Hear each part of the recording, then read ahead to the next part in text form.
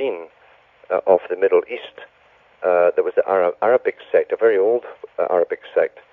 They merged with the old man in the mountain, and the old man in the mountain used to run orphanages, massive orphanages. He'd take in the widow's sons and bring them all in and train them in a mountain retreat and call it paradise, and give them hashish and so on, women, everything they wanted, give them a good education, and sent them out into the world to be advisors to other princes and caliphates and so on. Yeah. But when they were told, even 20 years later, if they assassinate someone, they would go and kill them. So they always hide behind charitable institutions because it's very hard for the average person to see behind the charity and the con game that's going on behind the charity. Now, I know people at the Rockefeller Foundation, and all these foundations work together. They're not unrelated. We find that the big foundations, the Rockefeller, Ford, Carnegie, and a whole bunch of them were heavily involved in the creation of the Nazi Party and the war machine. And those same families that ran the foundations made the big company IG Farben, the shell company that was Hitler's war machine. And these guys were never prosecuted, you know. And they're still running the show. Even the Bushes, Herbert Walker was involved in that, trading with the Enemy Act. He got off with it, though. Of course. But that's the Bush family.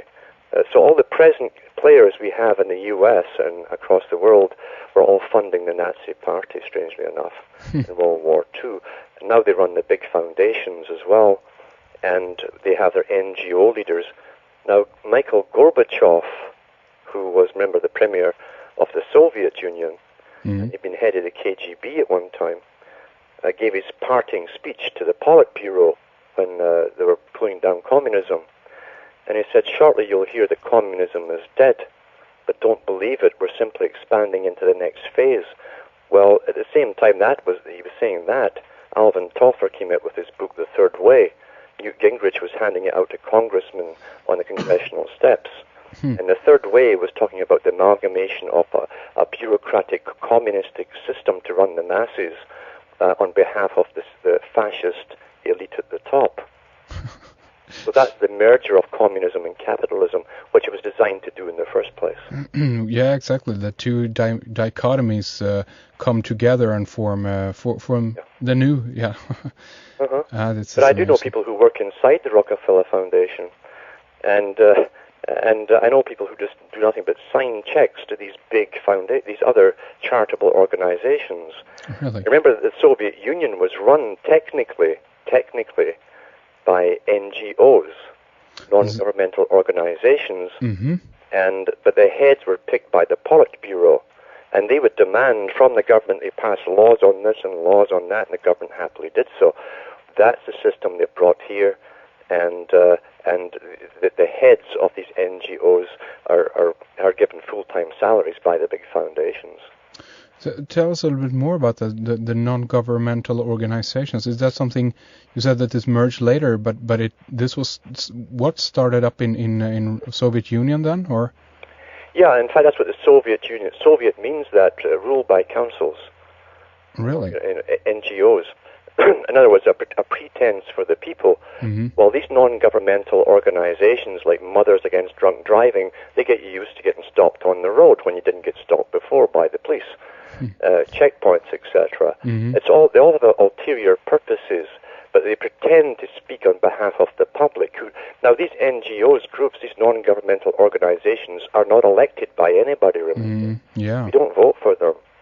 And under one of the big amalgamation treaties for the Americas they had 3 years ago, for the first time, the big boys at the meeting says we'll have to bring in some of the NGO leaders to speak on behalf of the public. Well, that was the con there. I knew that was going to happen eventually because the NGOs aren't elected by anybody. They're not democratic. So this could be this basically could be any kind of organization, and the only thing that that makes them is the law that makes them an NGO. Is that it, or? What it is acceptance and authorization of the United Nations.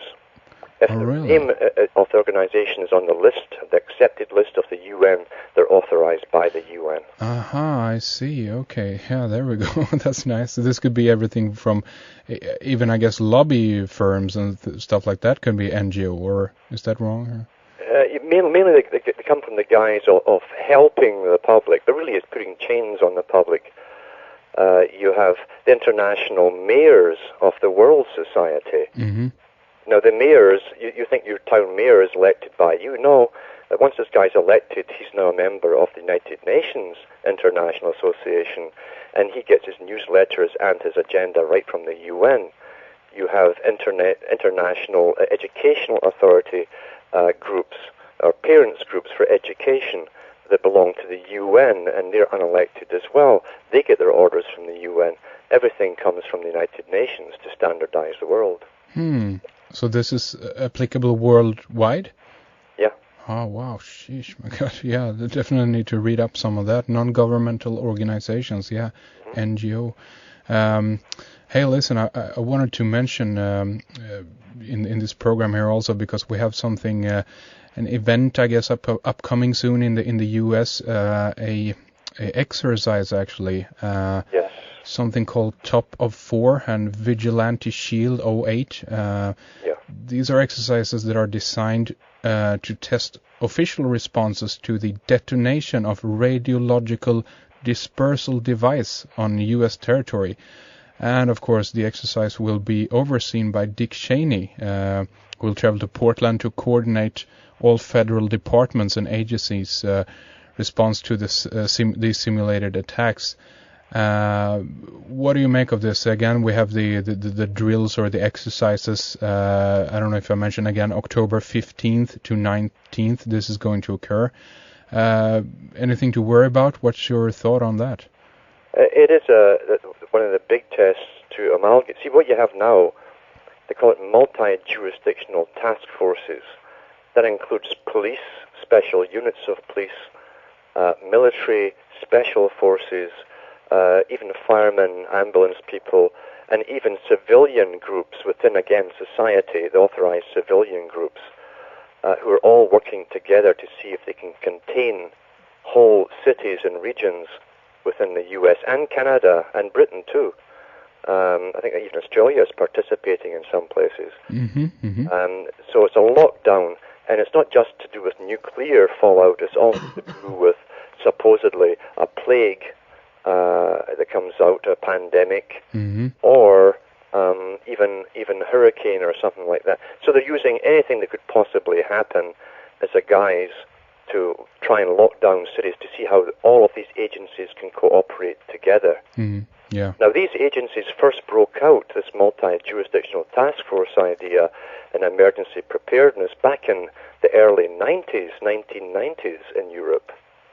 And they had practice drills in small towns across Canada. In 95, I saw one happening, and they had actors or volunteers acting as people who'd been hurt, and the military was there, police, ambulance, all the rest of it. And it's in a potato town in Canada. All they grow is spuds. Okay. And I said, well, what on earth is going on? I said, oh, just in case there's a terrorist attack against Baxter Laboratories, which just happens to be one of the main inoculation laboratories that was involved with IG Farben. Sheesh, really? And I thought, well, who on earth would want to blow up this place? And this is in 1995, long before 9/11.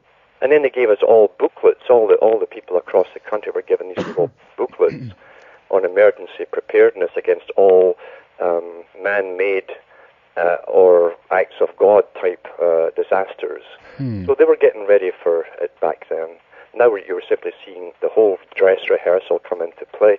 And I really think, you talk about the Georgia Guidestones and so on, I think that the plague idea is the perfect way to control and terrify society into compliance, into the whole new agenda that's coming along. You can move people off the land, vast amounts of people. You can move them into the big cities for safety. You can quarantine whole areas if you wish to. There's so much they can do under the pretense of plague. That's what I really fear will come eventually. Yeah, that's not good at all.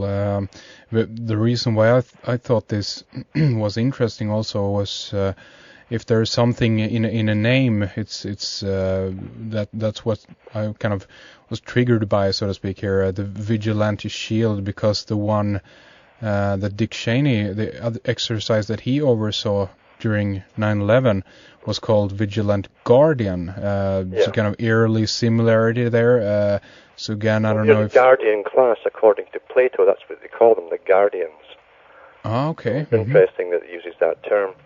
And the shield, of course, is a vigilant shield. Now, a shield is very vague. A shield is something that can stop incoming, but it can also stop those behind the shield from going forward. And I think what they're going to do is contain the NATO. See, all NATO countries, every country that signed the NATO pact has been under this for 20 years. And the Man Alive series in Britain years ago did a documentary on a booklet that's supposed to be available to every European and Scandinavian. And it was what to do in times of emergency. And this thing was not available to the public. The Man Alive film crew got a copy. Most of it was blacked out, but what was left was bad enough. And under the laws of the NATO countries, if there's any radioactive or biological fallout in an area, then everyone in that area is to be completely contained. That's the only point of it, not to help them, but to contain them. Any people breaking out from a town or a city had to be shot on sight by the military. And large groups of people trying to flee have to be bombed from the air with I think it's CS gas, killed. Really? That's the NATO policy for containment. Yeah.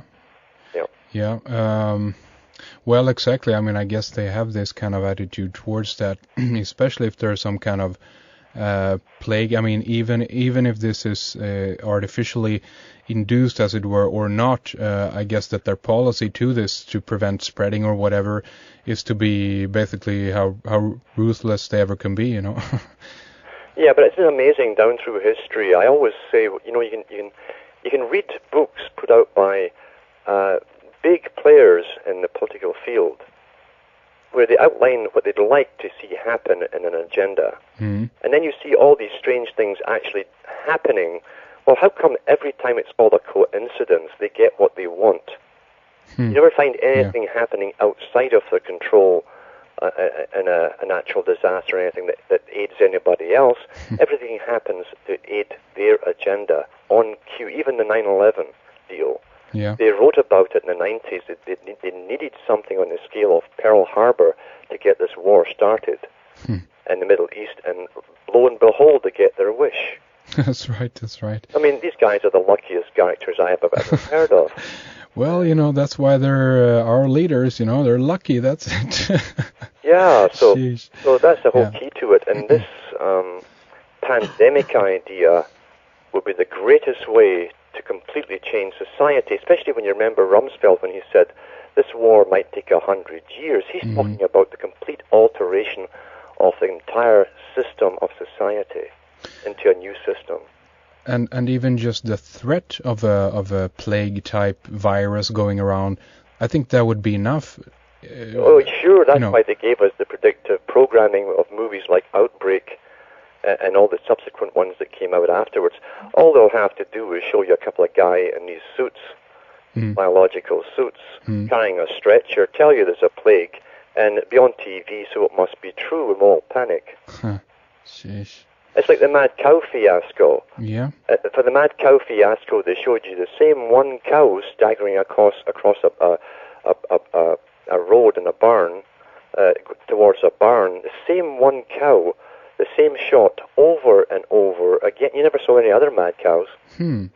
Really, I didn't think about that. Yeah, that's a good point. Where do you think the agenda is there? Because I read recently that they were trying to get it more popular for people to go away from the meat diet and so forth. Do you think that's... It was Alvin Toffler's book. Alvin Toffler again, the guy who did The Third Way, the one that Newt Gingrich was handing out. Now, Newt Gingrich, remembers, the guy who opens up the Loyola meetings